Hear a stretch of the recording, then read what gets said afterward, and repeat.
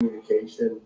Hey everybody, we're live, and we try not to. Raider head coach Josh Daniels is talking right now. See if I can he's a load to tackle. Get it better so there. We needed to get bodies to him and try to stop him from just pushing the pile for 6 or 7 yards. So I thought they stood up and fought all night long. I'm really proud of our defense. They're making progress every week, and they don't get it's a low scoring game, and sometimes you might get frustrated or what have you. They don't. They just go out and play. Wes Crosby had 1 sack, 5 tackles, 4 for losses. It says here on the stat.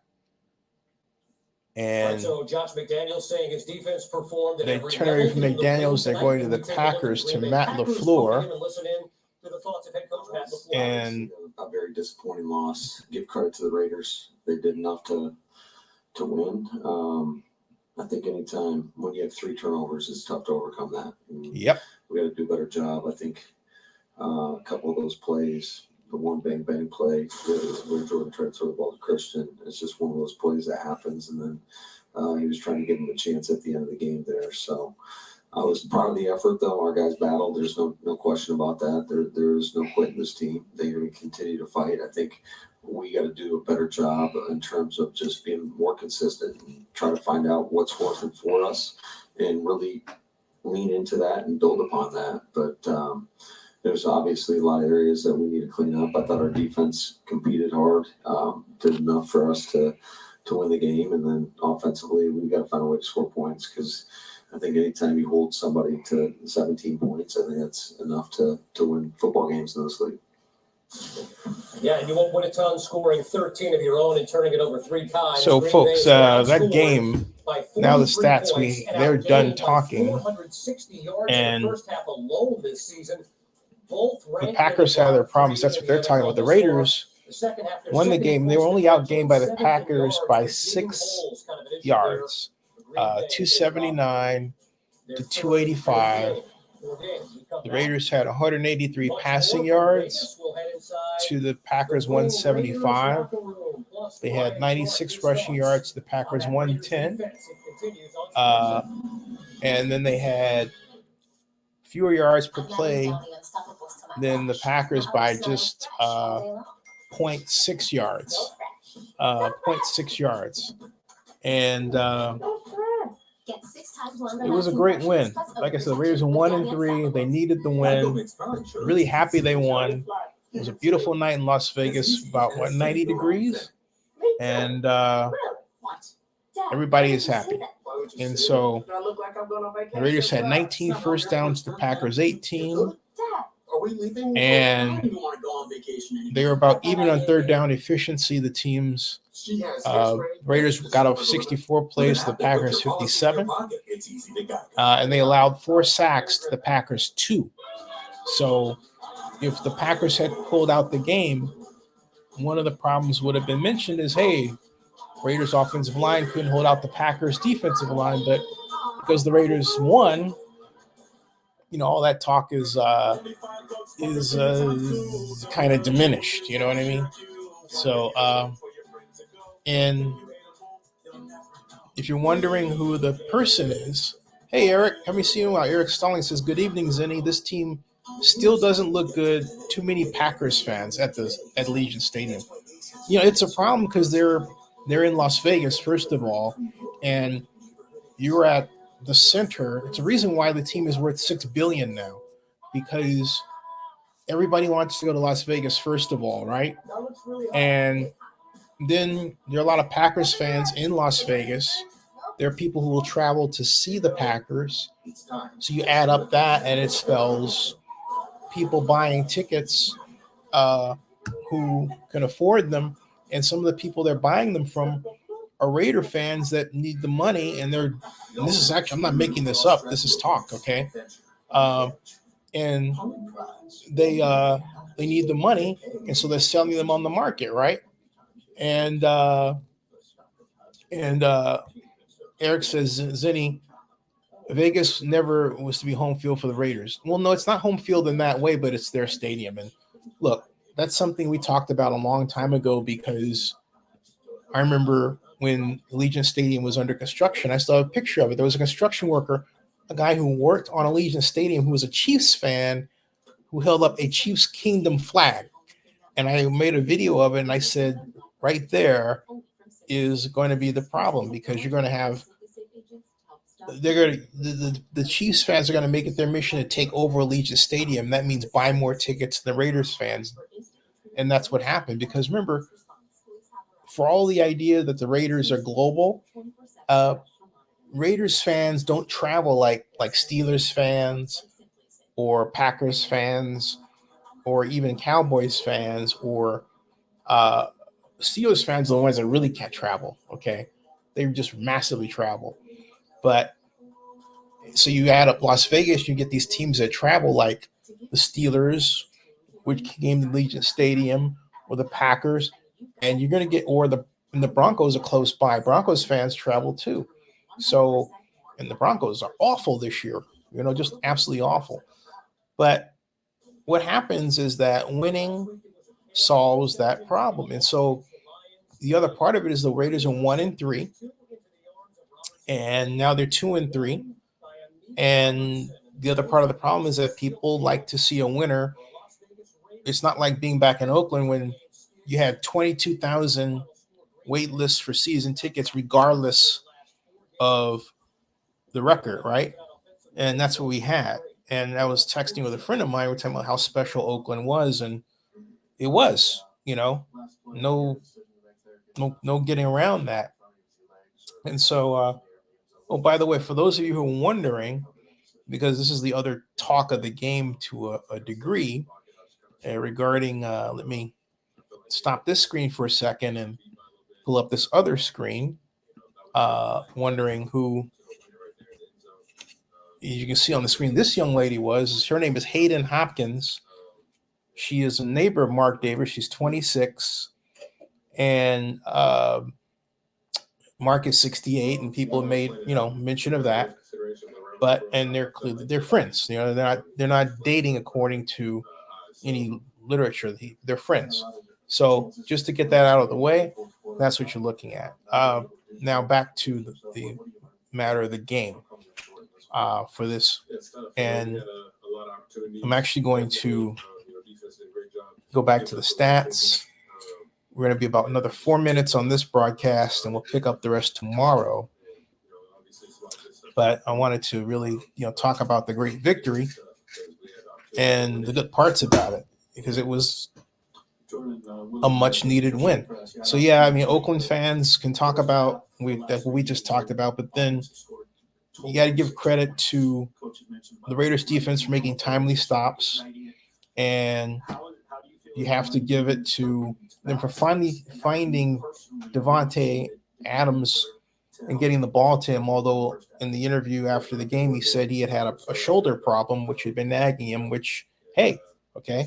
Eric Sterling says, Zennie, do you think Mark regrets not moving to Davis? I think part of him does, because he's still, he's brought his mom there. She's now, I believe, 93 or 94. And he's the only child. But I think also, Mark had not the greatest growing up in Oakland. So he was really anxious to get away from Oakland. He wanted to be in LA. All right. He wanted to be where the Chargers were in that stadium. He wanted his own stadium, and he didn't get what he wanted from the league. Sheldon Adelson came along, brought him to Las Vegas. And I personally think the team is better off, because we were not giving the Raiders in a timely fashion what they were trying to get. There were a lot of political games going on, which is always the problem with us in Oakland. And they just wanted to get a stadium done. Everybody else around the country, heck, around the world today, knows how to do it, right? And then there's us. So anyway, I don't want to get back on that track. I just want to say that I'm very happy for Mark, because the Lord gave him the gift of the Raiders after the passing of his father. He is the rightful heir to that organization, and he deserves to have some good days. And why not? So I think to make up for a lot of things. So I will say this: he's got a $14 million house he's building in Vegas. My friend was joking. I said, "Did you ever get your invite to the house yet?" And she said, "Not yet." But he hasn't finished the house yet, as far as I know. And so, but it's great to see.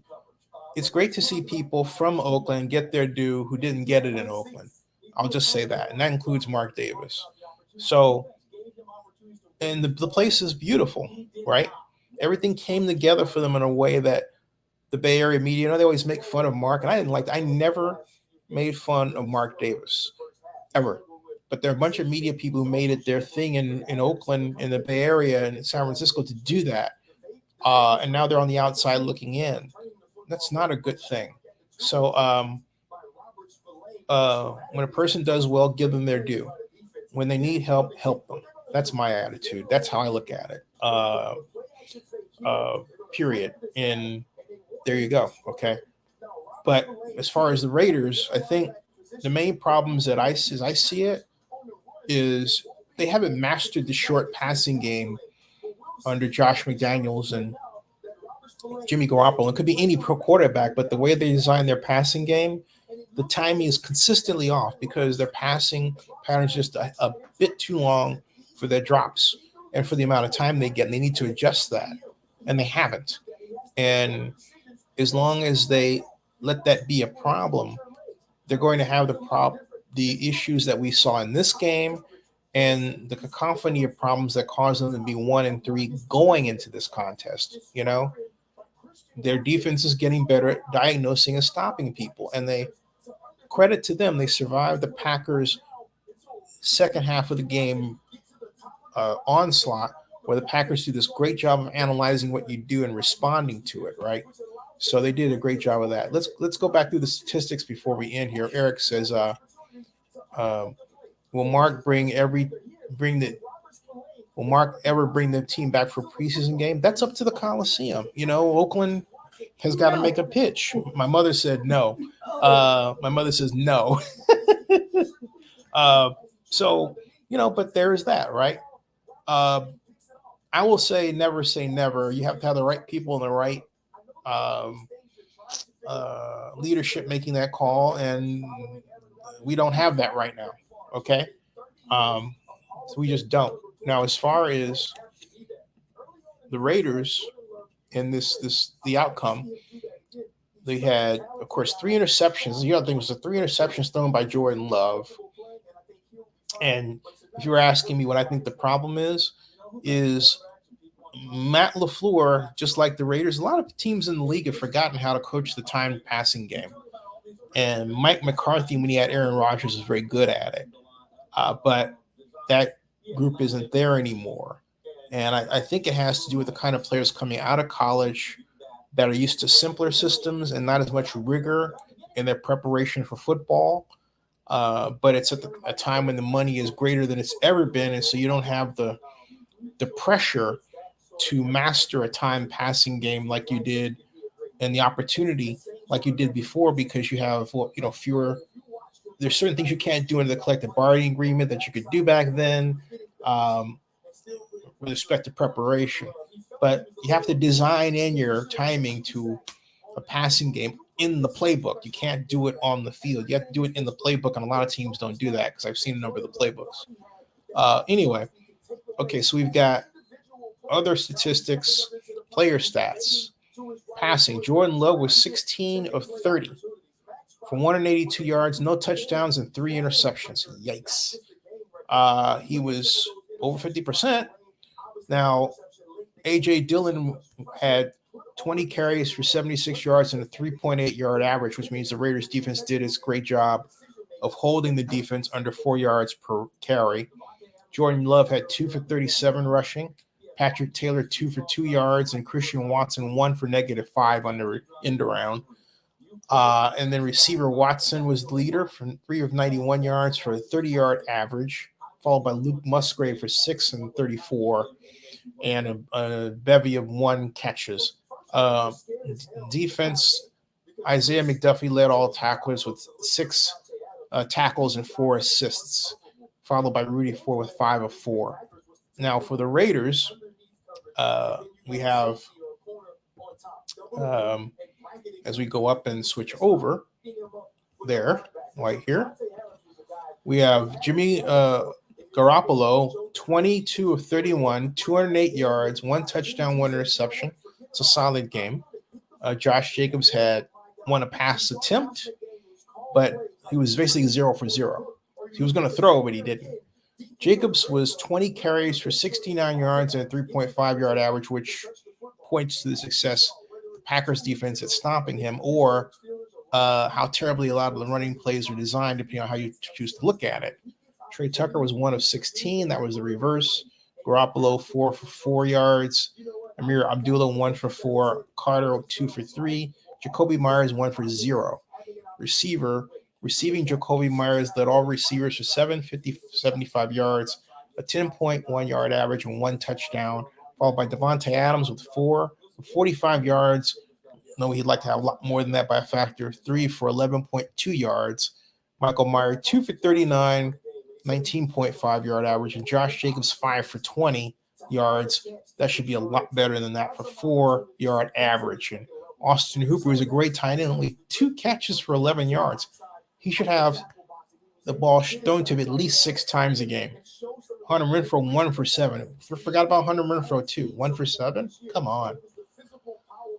Boy, oh boy, oh boy. So anyway, that rounds out the scoring and that rounds out the players, the player statistics as well. And finally, we have time of possession. The Raiders held the ball 32 minutes and 34 seconds versus 27 minutes and 26 seconds for your Green Bay Packers. All right. Now we get to Eric's comments here. So thanks. I'm going to tune over to commenting on what Eric has to say here. And he says, will Mark ever bring, we already got that one. He says, how did the city of Oakland drop the ball with WNBA? That's another section, another subject. I've actually covered that in my most recent video on that, and I really suggest you watch that. That's because I don't want to go into that right now. I want to stick to this and come out clean. And yeah, so no, Eric, you got any questions about today's game? What did you think about the Raiders win? And I'll wait for that, and then if I'm able to get that, then I'm going to close out the conversation. But thanks everybody for watching, by the way. Jimmy G just stepped up. Hold on a second. It's just one of those things we got to use this momentum now to our advantage. Try and get stacking these wins. But yeah, this was a big one tonight. Green Bay coming in, fans traveled well, so it was a good environment out there. And health-wise reaction, how did you feel out there? Any repercussions from the concussion? No, feeling good, especially after a W, man. Always makes the body feel better. Any worries on a short week coming up just to get ready for the next one, or is it are we just in the game mode now? It'll be different. Get tomorrow, lick our wounds, get everyone back healthy, watch the film, and kind of just get things moving. These short weeks happen quick, so we got to move on to New England pretty quickly here tomorrow. What was it on the one interception that you saw? Did you not see the defender there on the one interception? He just undercut Cobes. I left the ball a little behind him. Should have never done it. Just got smart with it. But thought overall tonight, guys did a good job of taking care of the ball. I just got to eliminate that one. And New England coming up, I know you just finished this one, but always going up against one of your old teams is always interesting. Just your thoughts on the Patriots? Yeah, I haven't watched them much, but yeah, it'll always be a good test with those guys. They're a good team. He doesn't have time. He's too busy getting ready to play his game. So that was Gimmick G, as you heard. He was 4.0 lemming on Monday night. He's undefeated on Monday night, 69% per completion, 214 yards per game passing, and 8 touchdowns to 1 interception ratio there. And let me get to RL. Answer your questions real quick. Let me turn that down just a little bit so I can get that down here and get the right back to right about there. Now, R says, Zennie, have you met Mark Davis? He asks. I know Mark Davis. I've interviewed him a number of times. I saw him. It's been a year plus ago when I saw him at the NFL owners meeting in Atlanta last year for the Minority Coaching Symposium. There is famous interview that is here that you should watch right there. When you have a chance, skip the ads, and there that is. That's from 2015. I know Mark. I like Mark. And there you go. So, and he says we have not beaten the Packers since 1987. Yeah, at home. Yeah, an amazing win, a great win, a needed win at the time. This is one of those marquee wins that the Raiders needed. So very happy for that, and very happy that occurred. It was a fun game to watch. It's more fun when you're on the winning end rather than the losing end, right? There you are. So the Raiders' next opponent on the schedule is, I believe, the dreaded. Hold on a second. Schedule.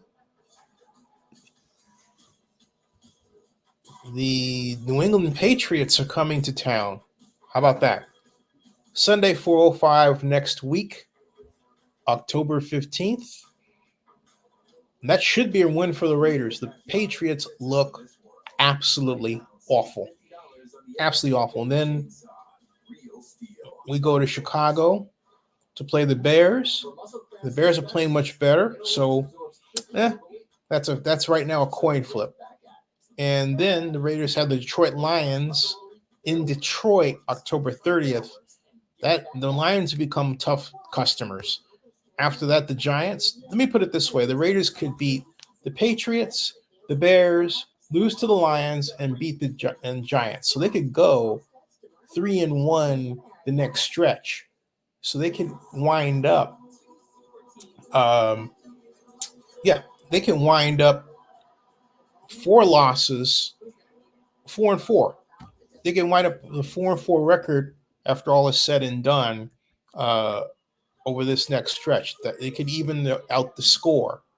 Or if they beat the Lions, they would be 5-4, right? And they would have dug themselves out of a massive hole, which would be very impressive. And then they would have on November 12th the Jets, and then they would have the tough Dolphins in Miami. And I think the Dolphins really are just too fast for the Raiders. And so my mom says, what? That's not on the lineup for Dolphins. Yeah, it is. November 19th. Yeah, in Miami. And they have the Jets November 12th in Las Vegas. And the Giants. Oh, Detroit. That's what you were saying. Right, Detroit. Yeah, they go to Detroit October 30th. Ford Field. Yeah. Yeah, Mom says going to lose that one. Yeah. Something much better than what they got. Yeah. Because Crosby could upset a lot of folks. Yeah. Eric Stern says, I'm just not buying Josh McDaniels in the offense. Is not good. Averaging 17 points a game is not going to cut it. Mm-mm.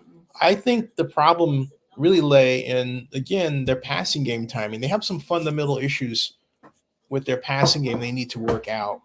And as to whether or not they think that's a problem, they had a problem last year with their blocking, where they were really their technique was causing the pass blocking to collapse faster than it should.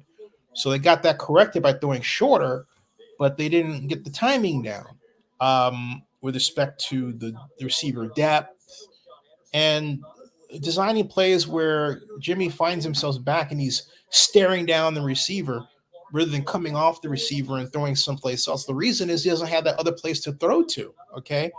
The way these plays are designed is questionable, all right? And I think that's the biggest problem of all. And so if that doesn't get corrected, so you would say, okay, if I was an opponent, planning against them, what I would do, I would just clamp down on the receivers coming out. I would blitz up the middle and keep constant pressure because they haven't drilled themselves to execute the proper time passing game in the Bill Walsh tradition where the pass is completed in spite of close coverage, right? That's not this organization. So you could clamp down on them knowing that they're not going to get it right. The pass is going to be off and you're going to get an interception or two. or 3. And that's what I would do. Now, it's one thing to say that. Some other teams do it, some don't. But I wouldn't play a zone against them unless I was maybe zone over the top, but not underneath. I would clamp the heck out of them and come from every angle. And Eric says, that way I don't understand the Waller trade because Jimmy needed a tight end. But with Darren, as good as he is and as fast as he is, he gets injured a lot. And he's a pitch count guy. In other words, if you're going to bring Darren Waller onto your squad, you have to have a set of special plays to take advantage of his speed and ranginess, A. And then B, you have to be willing to just know he's going to be available for 4 or 5 plays and deal with it. So what does that spell? It spells either you have special deep throws for him, or you bring him in, to run special end zone plays, which I think he would be a master at. Okay, but I'm not going to have him there as my standard tight end every single play because he breaks down too easily, unfortunately, with his body. Right. So there you go. Raiders, they're in the Raider locker room right now. Hold on a second. All access. Let's see. He says it wasn't. Yeah. Who gets the game ball? Yeah. He gets. Yeah. I don't know who got the game ball. I assume it's Max. But anyway, Raiders. Yeah. Amik the Robber. Hey, Sir Chai. Talking about Amik the Robber Robinson gets the interception to seal the game. He sure did. So we've got that. I am going to one thing, beautiful stadium. Hope I know I'll get a chance to view one of the days. 1 second. It's baseball. Okay. All right, folks. I think we've got all the bases covered with 30 minutes. And everybody, thank you for attending.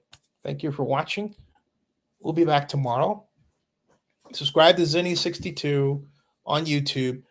Please share this live stream with everybody else. And have a great night and I hope you had a fantastic Indigenous People / Columbus Day. See you later. Bye-bye.